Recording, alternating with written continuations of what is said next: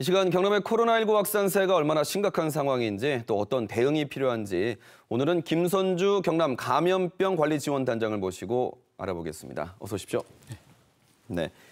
먼저 경남 감염병관리지원단 하면 질병의 예방 관리, 또 발생 감시 분석, 또 역학조사 등 이 관리를 하시는 곳이죠. 네, 맞습니다. 네, 그래서 저희가 이제 코로나19와 관련해서 좀 여쭤보려고 모셨는데요. 지금 오늘 0시부터 창원, 진주, 통영은 거리두기 3단계가 됐습니다만 경남 전 지역으로만 봐도 이미 3단계 발령 상황을 넘지 않았습니까? 네. 지금 얼마나 심각한 상황으로 보고 계신가요? 네, 그래서 이제 6월과 7월을 이렇게 비교해 보면 네. 6월 말 이전에는 경남에서 하루에 뭐 한 20명 정도 이렇게 발생을 했다고 하면 네. 지금은 한 하루에 뭐 많으면 100명까지 이렇게 발생을 하고 있어서 거의 한 5배 이렇게 늘어났다. 이렇게 말씀을 드릴 수가 있고요. 예. 또한 전국적으로 봐서도 6월 이전에는 이제 주로 그 서울, 경기 이 수도권 중심이었다고 하면 네. 지금은 이것이 이제 전국적으로 이렇게 확산하는 그런 추세라서 지금 그런 어떤 전국적인 상황 이런 걸 본다면 굉장히 지금 위험한 시기다. 네. 뭐 전국적으로 이렇게 늘어날 수가 있기 때문에요. 네. 그래서 이제 많은 사람들이 이거 지금 4차 유행이다 이렇게 얘기를 하고 있는데 네. 지금 잘 막지 못한다면 이거 정말 이제 수천 명 이렇게 늘어날 수도 있기 때문에 네. 지금 아주 굉장히 심각한 중요한 단계다 이렇게 말씀드릴 수 있습니다. 그렇습니다. 창원만 해도 벌써 20명이 넘는 확진자가 매일 나오고 있는데요. 이런 중에도 지역별 상황에 맞게 거리두기를 해야 된다와 아니면 경남 전 지역을 4단계로 격상을 시켜서 조기에 잡아야 된다라는 의견이 분분합니다. 어떻게 보시나요? 네, 그것은 이제 늘 방역이 먼저냐, 그다음에 네. 이런 그 소상공인을 위한 어떤 이런 경제가 먼저냐 이런 어떤 그런 갈림길에서 늘 이제 고민을 하게 되는데요. 예. 사실은 이제 뭐 맞춤형 방역이다 혹은 핀셋 방역이다 해서 대개는 이렇게 지역별로 뭐 이렇게 네. 하고 있는데 실제로 이게 굉장히 어렵습니다. 사실은.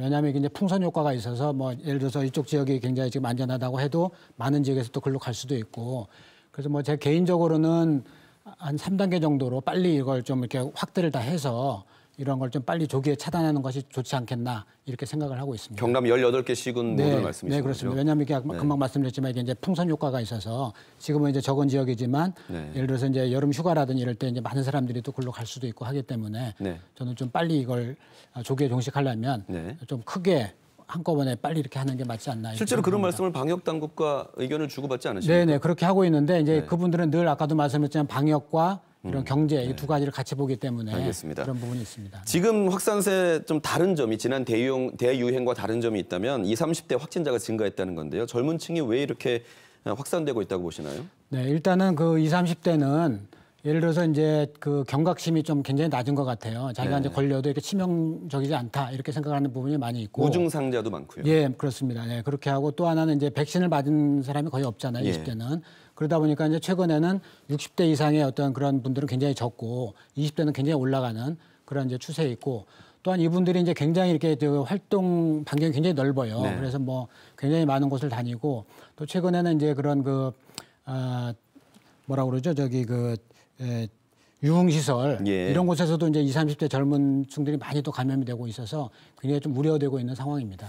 이번 확산의 또 다른 특징이 있다면 델타 변이 바이러스의 확산인데요. 이 델타 변이의 전파력과 위험성은 어느 정도로 보고 계신가요? 네, 그래서 이제 델타 변이는 지금 현재까지 나와 있는 바이러스 중에 가장 전파력이 높다 이렇게 볼 수가 있는데요.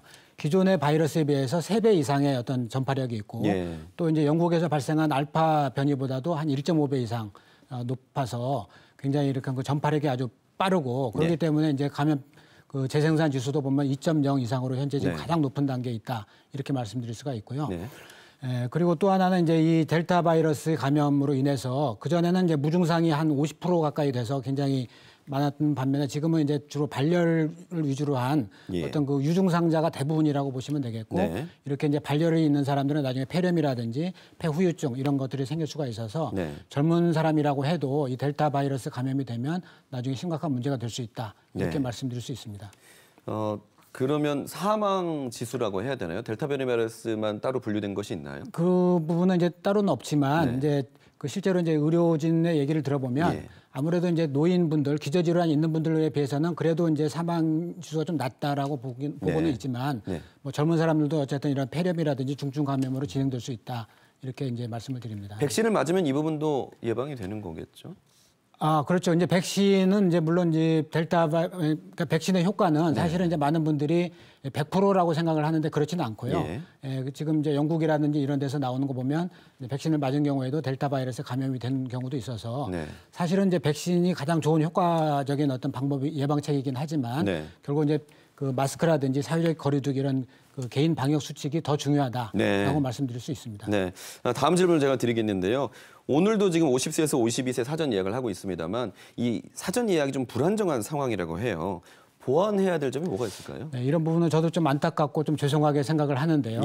사실 이게 이제 전산적인 어떤 문제일 수도 있고 아니면은 이런 그 백신의 수급이라든지 품질 어떤 그 품질에 대한 어떤 확인 그리고 여러 가지 이제 공급 뭐 이런 부분에 있어서 아마 조금 지연이라든지 뭐 이런 부분이 있어서 이런 부분은 빨리 좀 개선이 돼야 된다.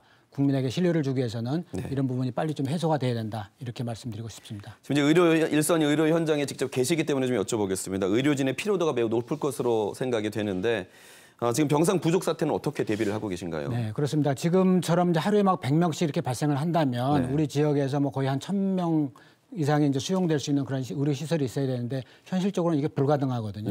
그래서 이제 많은 부분들을 저희가 이제 생활치료센터라든지 이런 부분으로 우리가 이제 이렇게 하고는 있지만 여하튼 궁극적으로는 이제 이런 발생을 빨리 낮춰야 되겠다 이런 생각이 들고요. 그리고 예를 들어서 지금 이제 우리가 국공립 중심으로 우리가 그 격리병상을 운영하고 있지 않습니까? 그런데 이제 거기서 벌써 70% 이상 벌써 이미 찼고 그다음에 생활치료센터도 거의 60% 이상 벌써 찼거든요. 그래서 이제 이것이 정말 이렇게 많아진다고 하면 이 국공립 병원만으로는 한계가 있고 나중에는 궁극적으로 아주 많아진다고 하면 이제 민간 의료기관에서도 이런 부분들을 이제 수용해서 치료해야 되지 않을까 이렇게 생각이 됩니다. 네.